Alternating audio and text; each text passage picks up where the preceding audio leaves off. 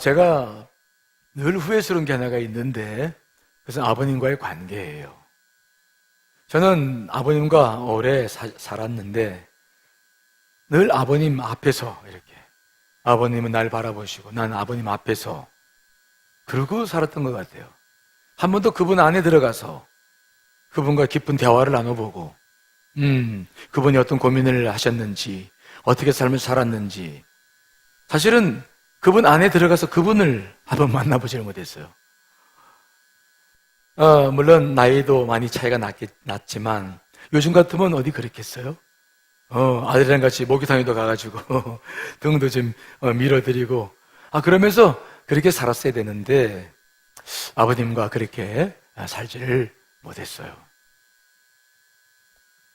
그게 늘 마음에 좀 아직도 후회가 되고 좀 더 아버님께 다가가서 대화하며 살았으면 좋았을 텐데 늘 그런 부분들에 대한 후회가 있죠. 그래서 요즘은 그렇지 않습니다만 옛날에는 아버님이랑 대화를 잘하는 그런 사람들만 보면 저게 정상인 가정인가 그런 정도로 제가 마음에 좀 무거운 짐들이 있었던 것이 있었어요. 우리 크리스찬들 중에서도 두 부류의 사람들이 있다고 봐요. 하나는 늘 하나님 앞에 계신 분들이죠. 바르게 살고 말씀대로 살아요. 그리고 그렇게 애를 많이 쓰죠. 근데 그분들은 늘 하나님 앞에 있어요. 하나님 안에 들어가질 않으시는 거예요. 그래서 일생 동안 정말 마음을 오픈하지도 않고 또 더 알려고 하지도 않고 그렇게 아버지 안에 들어가지를 못하고 사신 분들이 있더라고요. 또 그 반대편에 있는 분들이 계십니다. 주님 안에 사신 분들이 계세요. 힘들고 어려운 삶의 형편이지만 늘 주 안에 들어와서 애쓰고 또 심서 봉사도 하고 기도도 열심히 하면서 주님 안에서 살고 있는 분들도 계시죠. 그래서 이 크리스찬들도 보면은 하나님 앞에 사는 분들이 계시고 하나님 안에 들어와 사는 분이 계시구나 그런 생각을 할 때가 좀 있어요. 여러분들은 어떤 사람들입니까? 여러분들은 이 둘 중에서 어떤 부류의 사람들입니까? 하나님 밖에 있습니까? 아니면 하나님 안에 들어와서 그분과 생활하고 있습니까? 한번 오늘 생각을 해보셨으면 좋겠어요. 성경에도 보면은 이 두 부류의 사람들이 늘 있었어요. 늘 예수님 안에 안 들어와요. 밖에서. 근데 그분들의 삶은 아주 경건했고 또 성경에 박식했고 그들은 모르는 게 별로 없었어요. 그런 사람들의 대표적인 사람들이 바리새인들이죠. 그들은 율법대로 살았기 때문에 삶이 반듯했고 매우 경건했으나 주님 안으로는 들어오지 않았어요.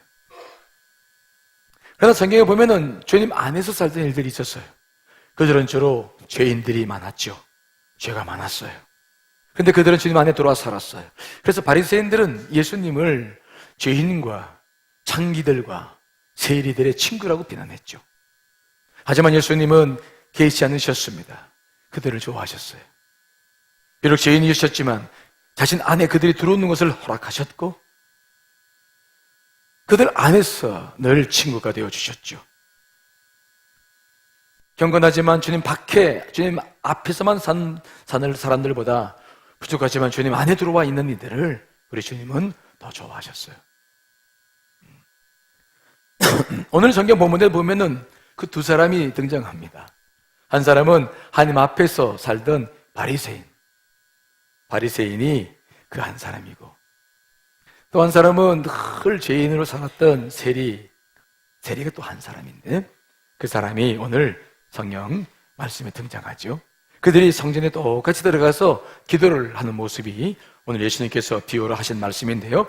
자, 10절 말씀을 한번 읽어보겠습니다. 시작.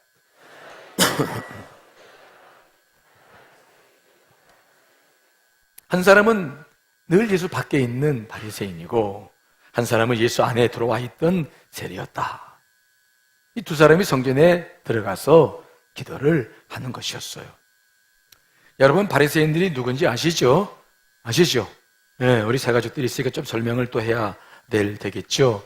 이 바리새인들은요, 언제부터 출현하기 시작하냐면, 우리가 요즘 다니엘서를 설교를 들으셨는데, 그 다니엘의 나라 남유다가 멸망하면서부터 그들은 70년 동안 포로 생활을 했는데, 그 기간 동안에 그들이 그 바벨론 제국 전역에 흩어져 살았는데, 그들은 언제든지 마을을 이루고 살죠.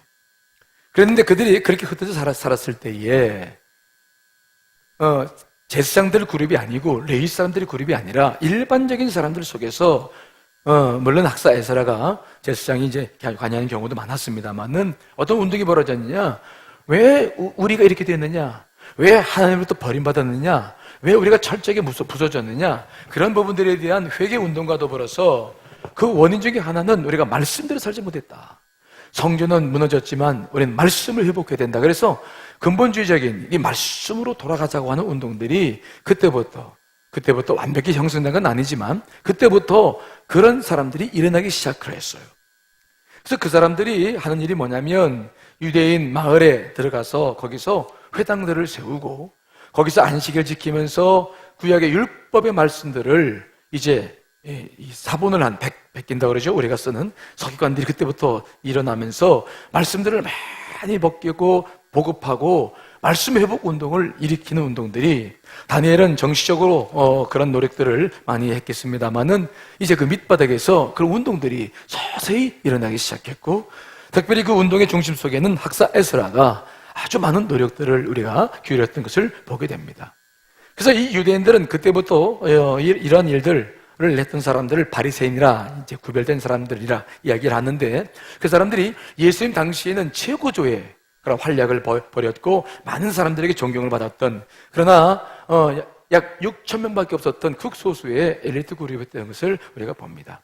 그들은 교류에 정통했고 성경에 박식했습니다. 말씀대로 살리고 무진장 노력을 했고 그들의 의의는 누가 당할 사람이 없을 만큼 숭고했습니다. 그래서 예수님께서 그들에게 뭐라고 말씀하셨냐면은 제자들에게 말씀하시기를 내가 너희에게 이르노니 너희 의가 서기관과 바리새인들보다 낫지 아니하면 결코 천국에 들어가지 못한다 라고 말씀하실 정도로 그들의 의의는 존경받을 만한 했어요.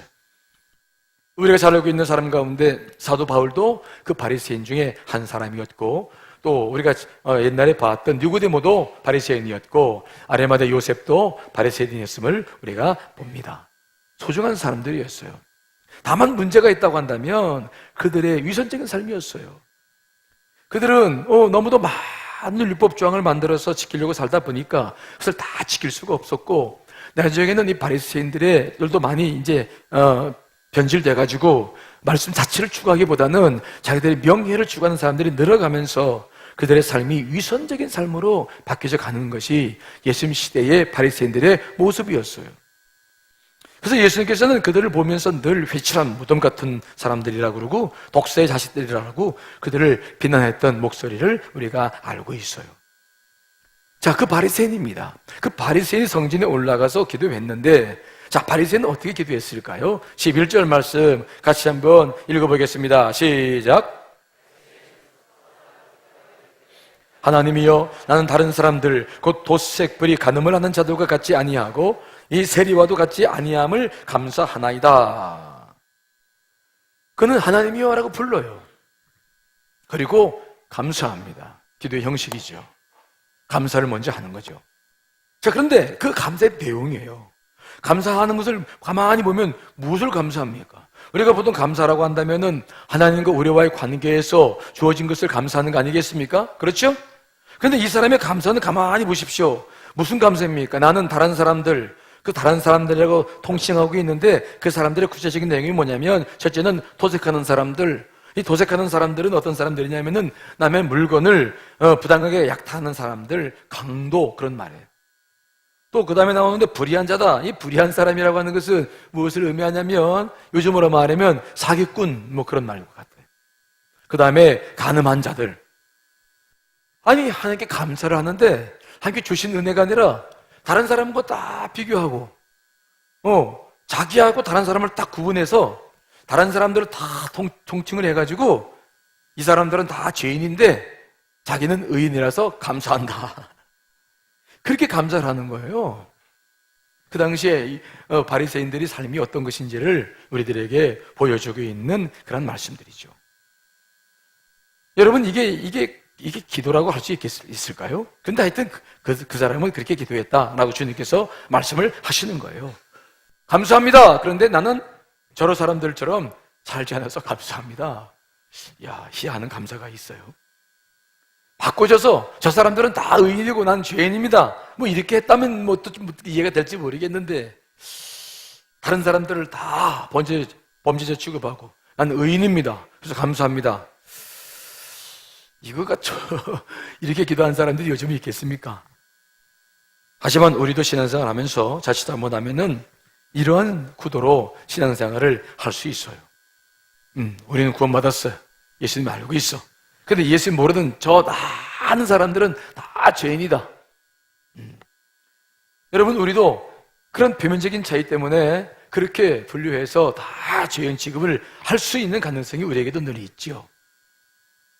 여러분, 그러나 나와 다른 사람들을 우리가 함부로 평가해서는 아니 될 줄 믿습니다. 여러 가지로 다 달라요. 표면적인 모습 가지고 쉽게 평가할 수 있는 게 아닙니다. 사람들처럼 복잡한 사람들이 어디 있겠습니까? 예수 그리스도를 믿어도 다 그렇지 않으라고 할 수 있겠습니까? 여러분, 우리가 그래서 이렇게 신앙생활을 하면서 이 사람들처럼 자꾸 사람을 구분하고 기도가 하나님의 중심이 있어야 되는데 그렇지 못한 이런 일들이 우리 가운데서도 종종 있는 걸 보면은 참 가슴 아픈 일이죠. 그런데 이 바리새인은 한술 더 떠서 그렇게 기도하는 게 아니라 함께 지금 기도하러 올라왔는데 그 성전에 얼마나 많은 사람들이 같이 기도하겠는지 모르겠지만 바리새인이 어디서 기도하는지 모르겠는데 저기서 아마 저 멀리 서서 기도한다고 했으니까 바리새인이 저 구석에 서서 기도할 텐데 함께 기도하면서 자기를 또 뭐라고 말하냐면은 저 세리와 같지 않아서 또 감사하다고 기도를 해요. 참 신기하죠. 그렇죠? 아니 기도를 함께 하는데 눈을 뜨고 물론 그 사람들 눈을 뜨고 기도하는데 기도하면서 다 돌아보는 것 같아. 그래가지고 나는 저 세리처럼 졸지 않아서 감사합니다. 그리고 기도하는 거예요. 그러니까 얼마나 우습습니까? 이게 기도라고 할 수 있는 것일까? 근데 지금 그렇게 하는 거예요. 여러분, 만일 이 세리가 그 소리 들었다고 한다면 세리 기분 어떻겠어요? 근데 이 바리새인은 어쩌면 세리에게 그 소리를 들으라고 막 소리를 지르는지 몰라요. 저 바리새인처럼 막 이렇게 소리를 지르면서 기도했는지 모르죠. 참 안타까운 거예요. 근데 이것이 예수님께서 비유로 말씀하시지만은 바리새인들이 정말 그렇게 기도를 했어요. 그래서 예수님께서도 마태복음 6장에서 그들을 비판하셨죠. 자, 마태복음 6장 5절로 6절에 있는 말씀 있습니다. 시작.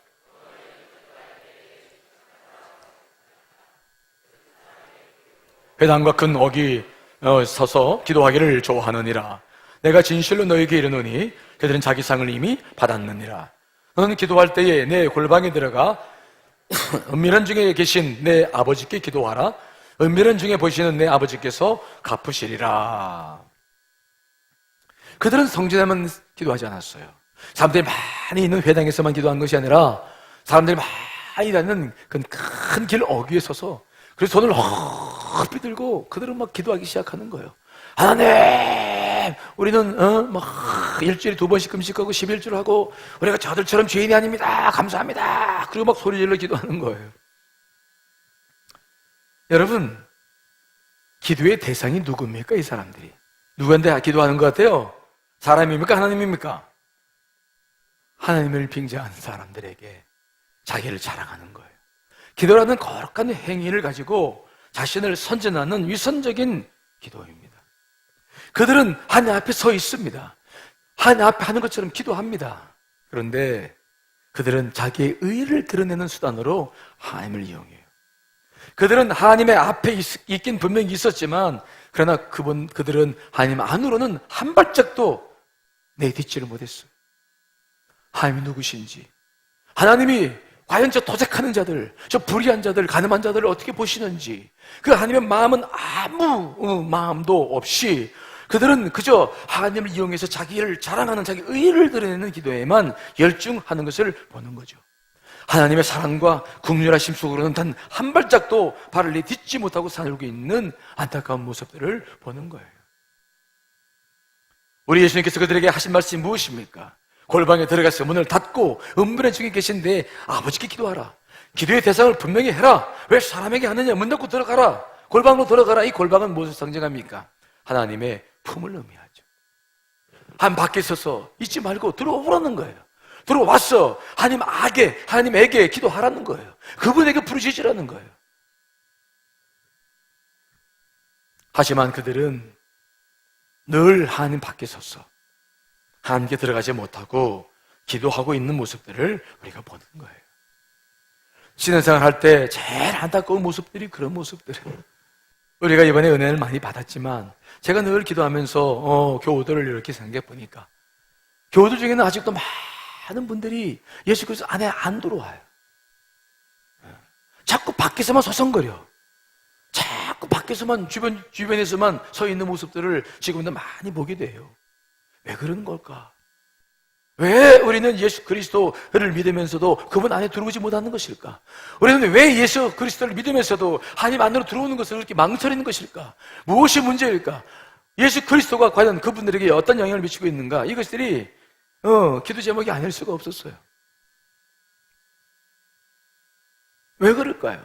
우리가 이런 문제에 대해서는 다음 주에 좀 더 들을 거예요. 왜 그러는지, 왜 도대체 예수 그리스도를 믿어도 왜 주변에서만 서성거리고 있는지, 과연 얼마 동안 그렇게 살아야 되는지, 이것은 우리들에게 있어서 중대한 문제가 아닐 수가 없는 거예요.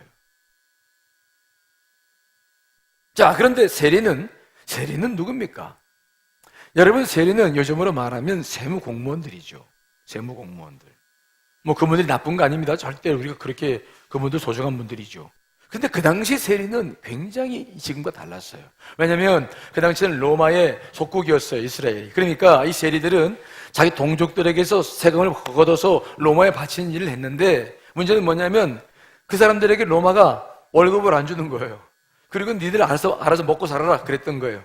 그러니까 이 세리들은 어떻게 하냐면 로마가 책정하는 그 기준에 따라서 집집마다 세금을 먹입니다.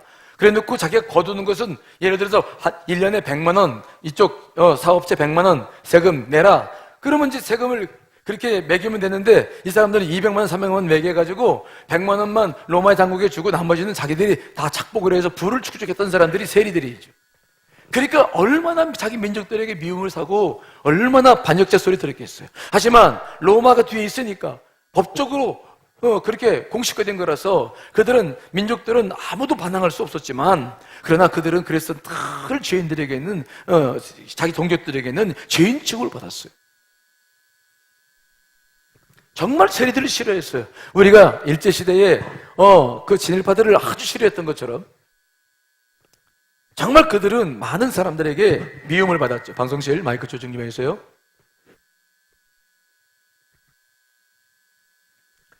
여러분, 그 세리 가운데 우리가 잘 아는 인물이 있습니다.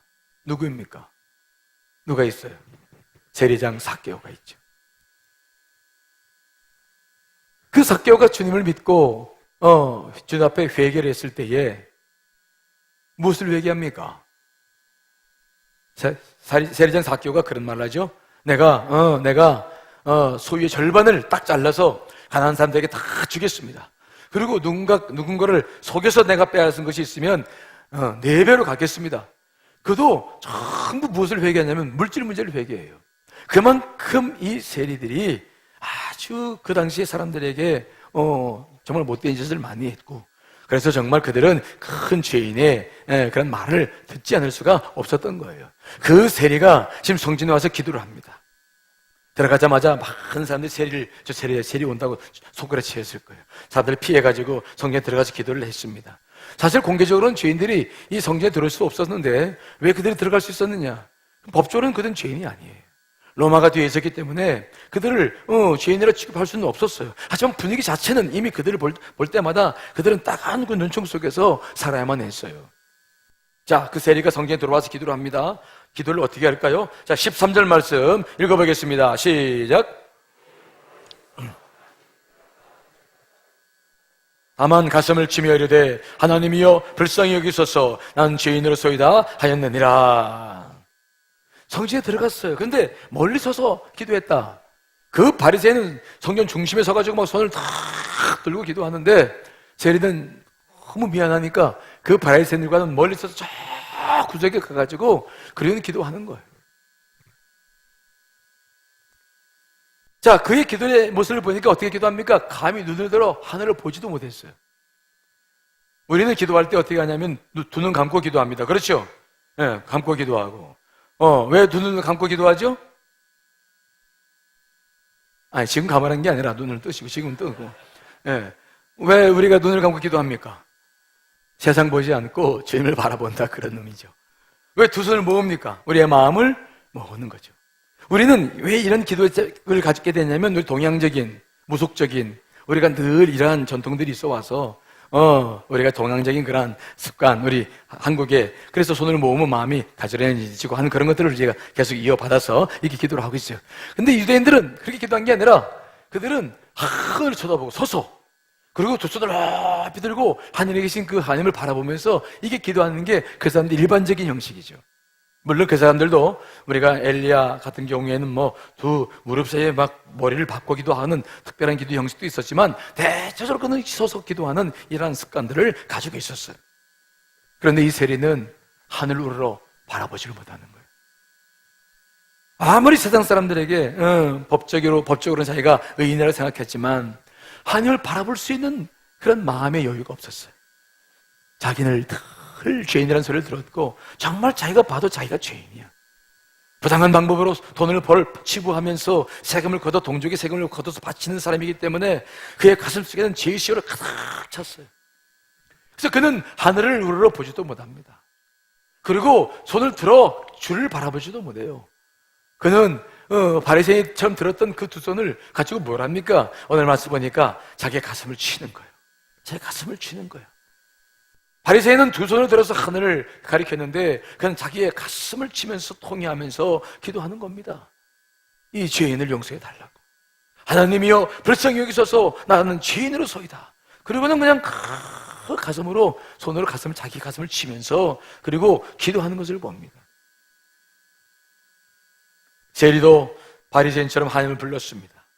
하지만 그의 하나님은 바리새인이 부른 그런 하나님의 의미가 아니었어요. 바리새인에게는 하나님은 자기 의를 드러내는 수단이었어요. 비록 감사 형식에 빌려고 기도했지만 그러나 그는 자기 자랑에 불과했고 하나님께 자기 자랑을 아뢰고 자기 자랑을 인정해 줄 것을 원했지만 그러나 이 세리는 너무 달랐어요. 그가 부르는 하나님은 그 바리새인의 하나님이 아니었죠. 그가 바라본 하나님은 누구였을까요? 비록 그가 죄로 물들어서 인생을 살고 있고 지금 죄인의 소리를 듣고 살고 있지만 적어도 그러나 하나님만큼은 자기의 죄를 용서해 주시고 자기를 품어주시고 자기에게 은혜를 베푸시는 자비로우신 하나님임을 그가 믿은 줄 분명히 믿습니다. 그는 하나님이 이용해서 자기 의를 드러내려는 생각은 추도 없었어요. 자기의 누추함을 그대로 드러내면서 자기의 누추한 모습 그대로 보이면서 그럼에도 불구하고 나를 받아주실 그 하나님을 그는 기대하고 하나님 앞에 기도하고 있는 모습을 보는 거죠. 그는 자신의 행위는 혐오스러운 일이었지만 하나님 앞에서는 극히 단순하면서도 어린 아이 같은 심정으로 기도하고 있는 모습을 보는 거예요.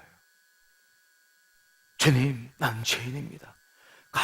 감히 고개도 못 들고 가슴을 툭툭 치며 기도하는 거예요.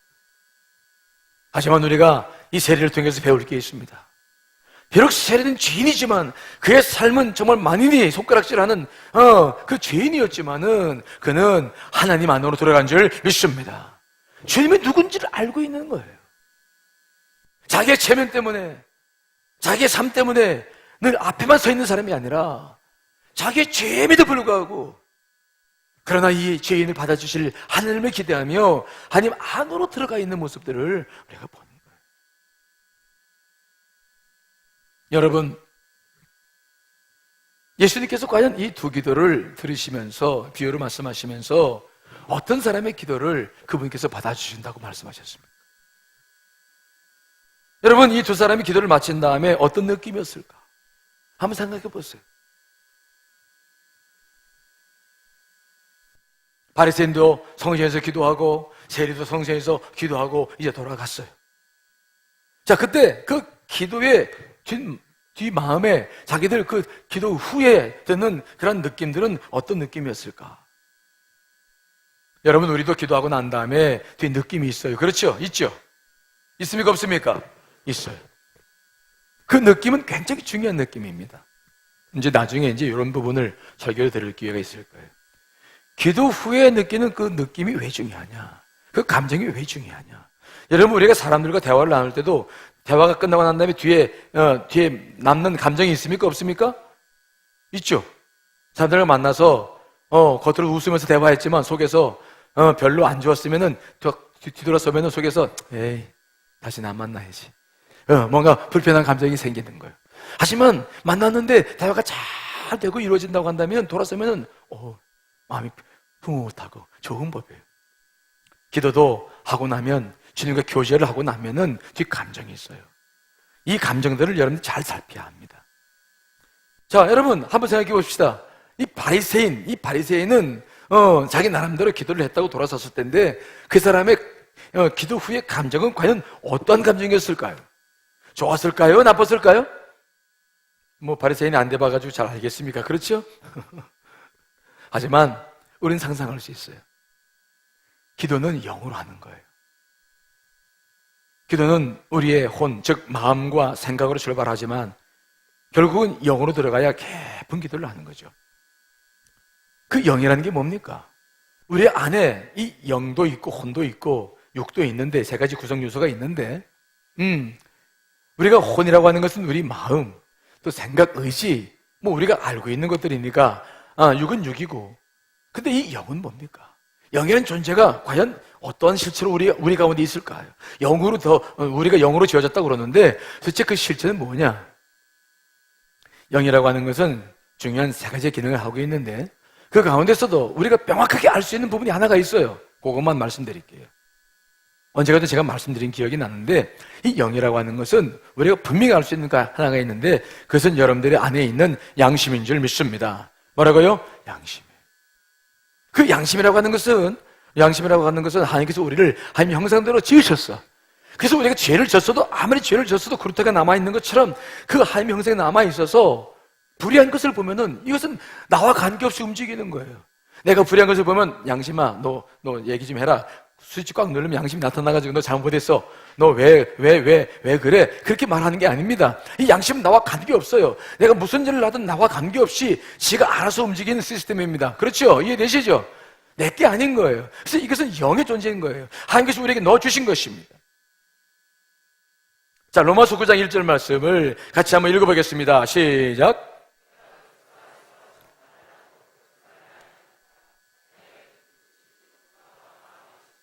고통이 있는 것을 내 양심이 성령 안에서 나와 더불어 증언하노니, 양심은 영이기 때문에 내가 영으로 기도할 때에 성령께서 그와 함께 합니다.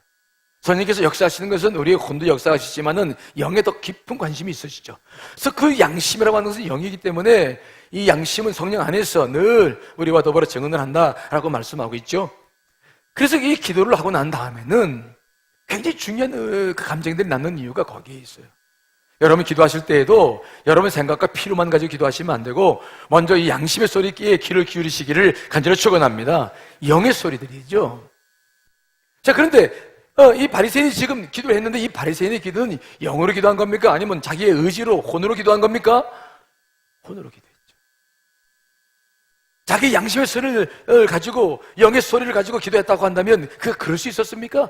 다른 사람들 다 죄인 취급하고 자기 뭐 어렵다고 기도할 수 있었을까요? 아니죠. 자기는 그렇게 정말 의인일까요? 아니죠. 그는 자기의 필요에 따라서 자기가 하고 싶은 대로, 자기 의지대로, 자기 마음을 가지고, 자기 생각을 가지고 기도했던 거예요. 여러분, 기도를 하더라도 이렇게 기도하고 돌아서면은 우리 영혼에는 평안함이 없습니다. 기도하고 난 다음에 감정이 살피는 것이 왜 중요하냐면 내가 어떻게 기도했는지가 그 뒤에 감정으로 판단되기 때문에 그래요.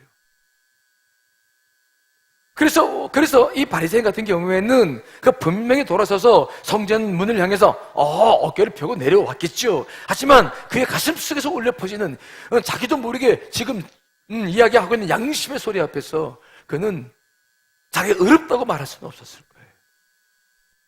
그 양심의 소리는 분명히 그가 잘못했음을 이야기하고 네가 왜 그렇게 기도했는지를 이야기했을 거예요. 우리는 보통 사람들과 얘기할 때도 자기 양심의 소리를 듣습니까? 못 듣습니까? 들을 때가 있죠. 네가 지금 왜 그렇게 얘기하냐? 너 지금 왜 그렇게 얘기해? 너 없는 말 왜 지어내서 하는 거야? 너 지금 네가 왜 화를 내는 거야? 너 지금 왜 그렇게 이야기하지? 야, 너 지금 대단하다. 너 언제부터 이렇게 양심에 화이 맞았냐? 우리는 대화를 하면서도 이 소리를 들어요. 들어. 이 영의 소리를 들어요. 기도하고 난 다음에 이 바리새인이 그 소리를 못 들을 수가 없는 거예요. 그는 기도했지만 내면이 불쾌했을 거예요. 그리고 그 기도는 아무리 열심히 했어도 자기의 삶에 힘이 되는 기도가 아니었을 거예요. 주님께서 그의 기도를 듣지 않으셨어요. 그 기도는 그저 그냥 허공에 외치는 메아리였을 뿐 그의 자신에게 어떤 영향도 미칠 수 없었던 그런 기도였던 것을 우리가 바라봐요. 한 발짝도 주님 안으로 들어갈 수 없었어요. 자, 그런데 세리를 볼까요? 세리는 기도 후에 어떤 감정을 가지고 돌아왔을까요? 그는 정말 성전에서 기도하는 것이 죽을 맛이었을 것입니다. 사람들이 자기를 쳐다보며 모멸감을 주었을 때 그 기분이 이루 말할 수 없었을 거예요. 하지만 그래서 그는 하늘도 보지 못하고 두 손도 들지 못하고 자기 가슴을 치면서 땅을 보면서 기도할 수밖에 없었어요. 하지만 그는 영으로 기도한 줄 믿습니다. 자기 안에 들려오는 소리가 있는데 자기가 봐도 자기는 죄인이야. 난 동족의 세금을 뺏어서 자기가 난 먹고 살고 치부하면서 로마에 갖다 주는 자기가 봐도 죄인입니다. 그래서 나는 정말 못쓸 죄인이구나 사실을 그는 늘 알고 있었고 그 소리에 그는 순종했고 그 소리를 들으면서 하나님께 고백을 하는 사람이었어요. 비록 죄인으로 살았지만 그러나 영의 기도를 할 수 있었어요. 여러분, 사람들이요 기도를 하고 나면 얼굴이 바뀌어요. 여러분, 세일의 기도에 참석하신 분들 얼굴이 바뀐 줄 아시죠? 그렇죠? 아시죠? 안 바뀐 사람들은 그냥 그대로예요. 네, 그대로인데 또 그렇게 되면 또 오해할라 그렇지 않겠죠? 하지만 기도라고 하는 것은 늘 영의 대화이기 때문에 영적으로 내 혼과 육체에 영향을 주기 때문에 우리 내면의 많은 변화는 결국 우리 겉모습을 바꿔나가요. 아마 이 세리는 특별히 힘들고 어려운 마음 때문에 갔을 텐데 돌아섰을 때 그의 마음은 평안했을 거예요. 우리가 영으로 기도하고 난 다음에 생기는 현상 가운데 하나는 뭐냐면 거칠어졌던 감정들이 두려움에 쌓여있고 불안에 쌓여있던 이 감정들이 기도를 하기 시작하면 편안해진다는 거죠. 왜요? 주님 안에서 그분의 위로와 그분의 사랑을 받기 때문에 감정이 부드러워지고 절제되어지고 안정적으로 바뀌는 거예요. 온화하게 바뀌어요. 그래서 이 기도를 하고 나면 사람들의 얼굴이 아주 많이 바뀝니다. 현실로 그래요. 실질적으로 그래요. 이 세리는 올라갔을 때는 가슴 아프게 올라갔지만 내려왔을 때는 비록 사람들의 눈은 피해서 돌아왔지만 그의 마음은 다시 소망이 있었을 거예요. 그래, 나도 언젠가 이 직업을 벗어나서 나도 마음껏 주님을 위해서 살 수 있는 기회가 있을 것이다. 막 그의 마음은 평안과 감사하는 마음으로 돌아왔을 거예요. 자, 예수님께서 이 두 사람의 기도를 들으시고 누구의 편을 들으셨을까? 어떤 사람을 의롭다고 봤습니까? 자, 14절 말씀 있습니다. 시작.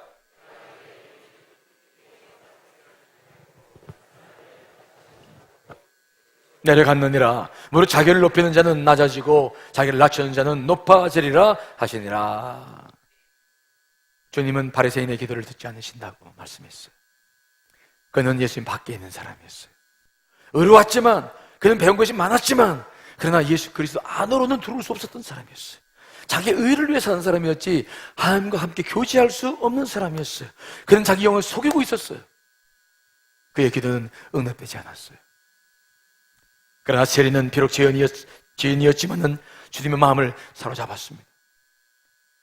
그는 비록 죄인이었지만 주님 안에 들어와서 기도할 줄 알았어요. 그는 감히 눈을 들어 하늘을 바라보지 못했지만 주님은 그를 바라보고 계셨어요.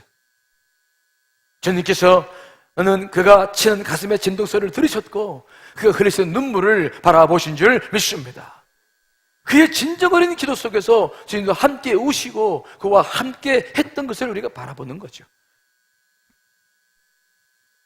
우리 주님은 이렇게 우리가 어떠한 삶을 살든 여러분 주님 안으로 들어오기를 원하시는 줄 믿습니다. 밖에서 자꾸 이렇다 저렇다 평가하고 또 바라보고 하는 것이 아니라 내가 비록 어떤 삶을 살았던 엉망된 삶을 살다 할지라도 이게 주님 안으로 들어오는 것을 그분께서 원하시는 거예요. 여러분 신앙생활을 할 때에 여러분들은 어떻게 생각하십니까? 어떻게 우리가 신앙생활을 해야 잘한다고 생각하십니까? 아직도 주 앞에 한 걸음도 내딛지 못하는 교우들이 계시다고 한다면 오늘 이후로 그분들의 삶이, 그분들의 신앙이 주 안으로 들어오시기를 간절히 축원합니다. 쭉 들어오세요. 고민하지 마시고 염려하지 마시고 두려워하지 마시고 그저 표면적으로 바라보고 밖에서 서성거리지 마시고 쭉 들어오셔야 그분을 만나고 여러분들의 삶에도 변화가 있을 줄 믿습니다. 가슴을 열고 쭉 들어와야 돼요. 자, 여러분 요한복음 15장 7절 말씀 읽습니다. 시작. 너희가 내 안에 거하고 내 말이 너희 안에 거하면 무엇인지 원하는 대로 구하라. 그리하면 이루리라. 예수께서 원하시는 게 뭡니까? 내가 너희 안에 거하고 내 말이 너희 안에 거해서 좀 소통하면서 함께 들어와서 함께 하자는 거예요. 이게 신앙생활인 줄 믿습니다. 이게 우리가 걸어가야 될 길이에요. 특별히 우리가 기억해야 될 것은 이미 우리는 예수 그리스도 안에 있는 사람들 아닙니까? 예수께서 십자가를 지셔서 우리의 죄를 대속해 주셨고 우리가 물로 세례를 받음으로 그와 하나가 돼서 이미 우리는 아담에서 예수 그리스도 안으로 옮겨온 사람들입니다. 우리의 소속은 예수 그리스도 안에 있는 사람들입니다. 그런데 왜 우리는 못 들어오는 것입니까? 이미 예수님께서 모든 걸 준비해 놓으셨고 이미 우리를 기다리고 계시는데 왜 우리는 그분 안으로 안 들어가는 겁니까?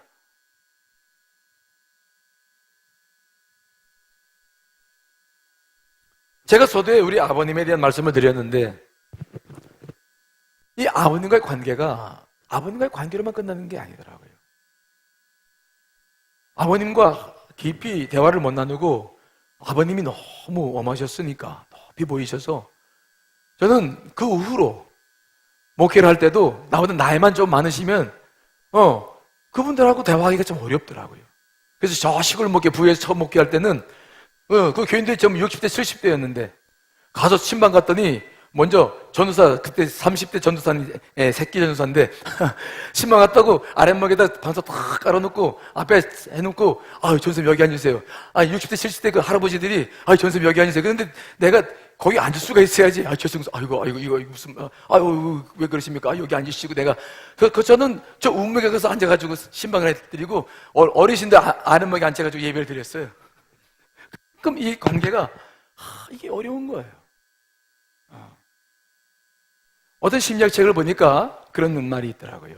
사람들이 생활 정도나 뭐 여러 가지 생활에서 차이를 느낄 때에 느끼는데 그 별거 아닌 차이를 느껴도 실질적으로 자기 생각에는 그 사람들하고 어떤 거리감을 두냐면 6배의 거리감을 둔대. 몇 배요? 별거 아닌 차이인데 그 차이를 느끼는 사람은 그 사람과 6배의 차이를 둔다는 거야. 저 사람은 내가 저 사람한테는 전화도 할 수 없고, 내가 저 사람 만나자면 만날 수도 없고, 저 사람하고 내가 관계 맺을 사람도 아니고, 나는 이렇게 사람들이 일반적으로 이렇게 생각한다는 거예요. 근데 정말 저도 아버님과 관계 그러니까 늘 공부를 해오면서 이 목회 여정을 걸어가면서 학교 선생님들과의 관계도 늘 멀리 있는 거예요. 만나서 대화를 해보면 그분들이 다 좋아하고 다 하는데 그 거리까지 가기가 그렇게 어려운 것을 바라봤어요. 그래서 지금 우리 교우들 중에서도 보면 예수 안으로 못 들어오신 분들의 그 서성거리는 그 발걸음이 제가 느껴져요. 왜 그런 건지 이제 다음 시간에 그 근본적인 원인 좀 듣겠습니다만은 그래도 그게 안타까운 거예요, 이게. 왜 못 들어오나, 왜. 들어와야 그분을 만나고 그분을 통해서 모든 것이 문제가 해결되는데 왜 못 들어오나? 왜 못 들어올까? 왜 못 들어올까?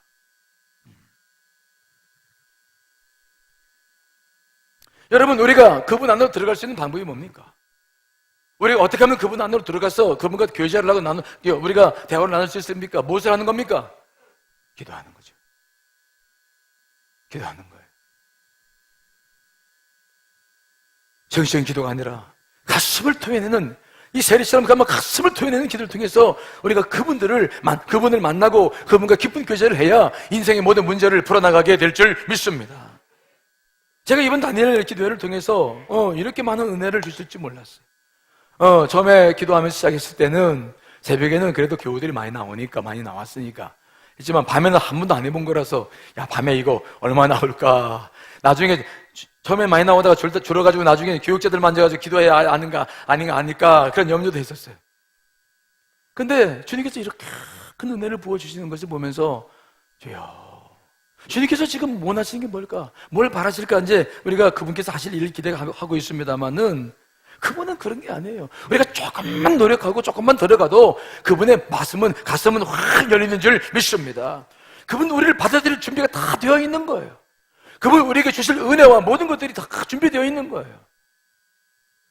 그런데 우리가 이런저런 이유를 들어서 아직도 발걸음을 그분 앞에 내딛지 못할 때가 참 많이 있는 것 같아요. 여러분, 우리 주님께서 여러분들을 기다리심을 믿으시기를 간절히 축원합니다. 들어오셔도 돼요. 주님 안으로 들어오셔도 여러분들에게 전혀 문제가 되질 않아요. 여러분들이 삶이 열리고 인생이 열리면 열렸지 다치지 않을 거예요. 제발 밖에서만 서성거리지 마시고 예수님 앞에서만 서 있지 말고 예수 그리스도 안으로 들어오시기를 간절히 축원합니다.